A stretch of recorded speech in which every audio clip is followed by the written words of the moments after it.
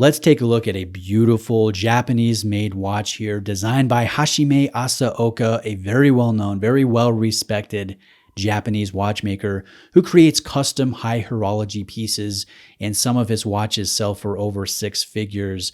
This one is the Kurono Anniversary Special Edition, and this is not one of those $100,000 watches.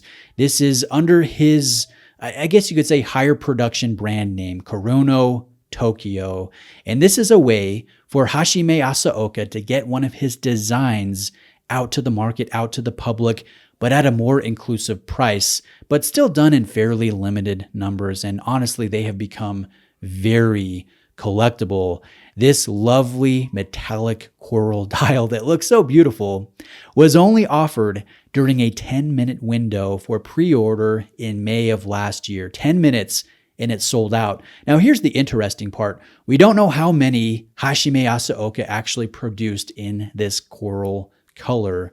And I like that because Hajime Asaoka is trying to discourage resellers from flipping, from speculating on how scarce this design is going to be and how they can profit off of a fairly affordable but still fairly limited run designed by this designer. You know, he's trying to discourage the flippers. And I like that. I think that's a great thing.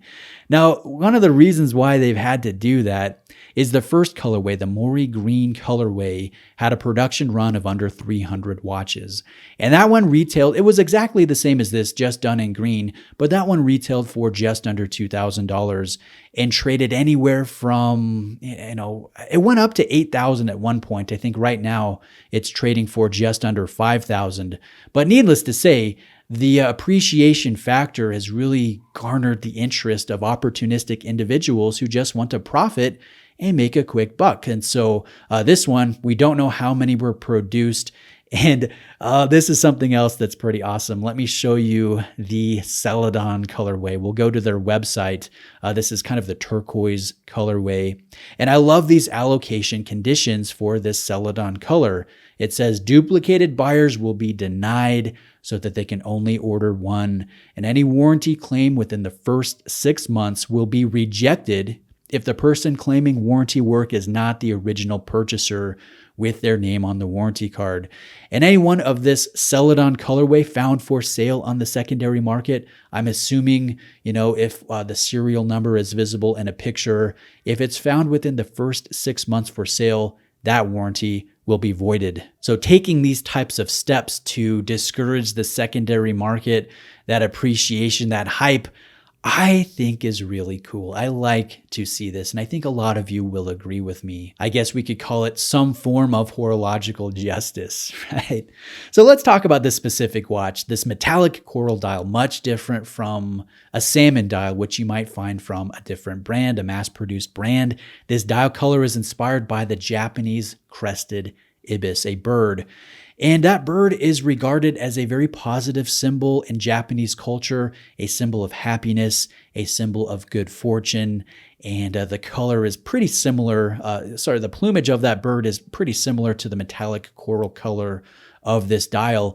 And it took Hajime Asaoka scores of test dials, experimenting with paint, with thickness, with gloss variants to arrive at this particular unique shade.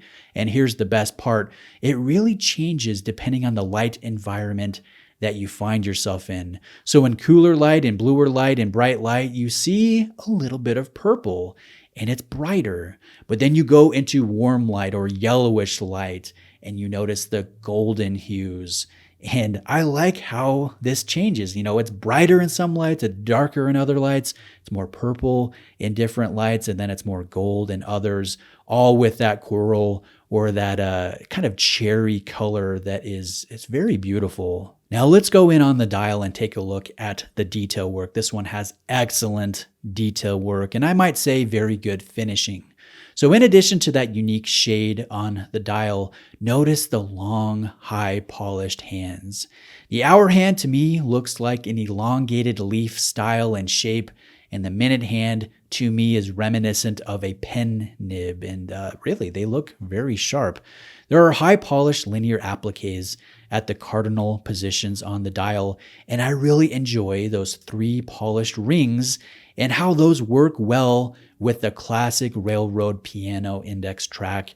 I have to say the printing is crisp. I like, I like the fact that the automatic form here, this font, is fairly symmetrical with its flair and with its style. So generally, I don't like a lot of text on a dial, but this one, I'm not complaining. I think this is done very well. The addition of Japan made on the bottom of the dial, I think, is a very welcome touch. So notice the symmetry, notice the balance, notice the lack of a date complication, the lack of loom. I think this dial really is a work of art, and it is designed to be appreciated as such. It's all visible under a domed sapphire crystal, which is reminiscent in form of an acrylic crystal from, 50, 60 years ago, but this obviously is done in scratch-resistant sapphire. Let's take a look at the case. We have an entirely polished finish on the case, on the bezel, on the crown. Notice the crown is not signed, but that polished finish is not found on the case back. We have a fairly regular case back. The polishing is well executed. It's crisp. You get good defined reflections in looking at the stainless steel. And I think the case has a pleasant curvature, and that 37mm size makes it a comfortable and light fit on wrist, but it doesn't feel too small. It doesn't look too diminutive. The movement within the case is the premium grade Miyota 90S5 caliber that Citizen usually reserves for their own signature line. It has 24 joules, a 40-hour power reserve, and a beat rate of 28,800 beats per hour. You do have hand winding, you do have hacking, and there will be no ghost date position in the crown. This is not a screw down crown. This is a push-pull crown. We have 30 meters of water resistance. And I think some of you might be bemoaning the fact that this carries a Miyota movement. But honestly, if we take a look at this and we take a look at the price, what other movement could we go with? You don't want to go with the Swiss movement in a Japan celebrated limited edition.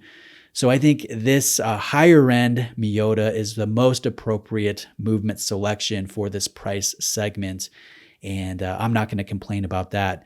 Now, the watch will come on a black leather strap that is very basic and, in my opinion, pretty forgettable. It's not that great, honestly, but I absolutely love what my friend Watch Solace did with this one. This watch belongs to my good friend here, John in Utah, Watch Solace on Instagram, and he took off the hardware off of the basic leather strap, and he has 2 different options that I'm going to show you guys. The first one is a burgundy crocodile strap here that I think plays with that dial with the colors perfectly. And I like the fact that there is that reflective finish on the strap and how that ties in with the dynamic nature of that metallic coral dial. I think this looks really, really good, but it's very formal. And I think you're limited in your attire on what you're choosing to wear with this watch. Now, here's my favorite option. This is a vintage new old stock JB stretch bracelet from, I think, the late 1950s. And this is great. The silver tone, the finishing is cool. The detail work is nice, but the silver tone look works well with the all polished case, and that accentuates the dial. It helps it pop to even more of a dramatic degree. And it's my favorite. You look at the design language, which in my opinion would be considered mid-century modern. It's celebrating the vintage aesthetic with that acrylic shaped sapphire crystal and everything. And you pair that with a strap from the era, and I think it's poetic. I think it looks awesome. So overall, this is just a playful, unique, artistic watch that has collectability. It's different. And I hope you've enjoyed seeing it here on camera on the Bruce Williams channel. So shout out to my friend John, Watch Solace. Follow him on Instagram if you like. He's actually loaned me a couple watches, and I'm hopeful I can maybe interview him here in person on camera pretty soon. He's got a really cool and unique watch collection. So guys, I know this is not available for sale. It's sold out in 10 minutes. Some of you might be complaining that why are you showing a watch that I can't even buy? Well, here's the thing. I'm going to share this in closing. I'm not a seller. Like, I don't work for a brand. I'm not trying to sell you on watches. I just like to feature cool watches that pique my personal interest, regardless of if they're available or not. So I hope you've enjoyed taking a look at something a little bit different. Let me know if you have any questions. I hope you guys have an awesome day, and I'll see you next time.